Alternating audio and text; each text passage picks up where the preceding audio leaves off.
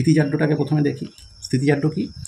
কোনো স্থির বস্তুর সর্বদা স্থির থাকতে চাওয়ার প্রবণতা, তাকে বলা হচ্ছে স্থিতিজাড্য। মানে একটা বস্তু স্থির আছে, তার প্রবণতা হচ্ছে যে সে স্থির অবস্থাতেই থাকবে।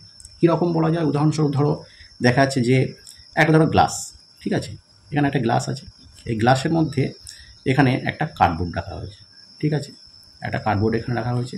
এই কার্ডবোর্ডের ওপরে একটা কয়েন হয়তো রেখে দিল, ঠিক আছে। এবারে যদি এই কার্ডবোর্ডটাকে বাইরে থেকে খুব স্পিডে, ঠিক আছে, যদি টোকা মারা হয়, তাহলে কি হবে? এই কার্ডবোর্ডটা সামনে থেকে বেরিয়ে চলে যাবে এবং এই যে সিক্কাটা রয়েছে বা কয়েনটা রয়েছে, এই কয়েনটা নিচের দিকে পড়ে যাবে। কেন পড়ে যাবে? কারণ এখানে এই বস্তুটার ধর্ম, মানে এই যে কয়েন, এই বস্তুটা, এর ধর্মটা হচ্ছে স্থির অবস্থায় রয়েছে, তাহলে সে স্থির থাকতে চাইবে, কিন্তু কার্ডবোর্ডটাকে গতিশীল করা হয়েছে, ওই জন্য এ একই জায়গাতে স্থির থাকার প্রবণতার জন্য সে নিচে পড়ে যাবে, ঠিক আছে।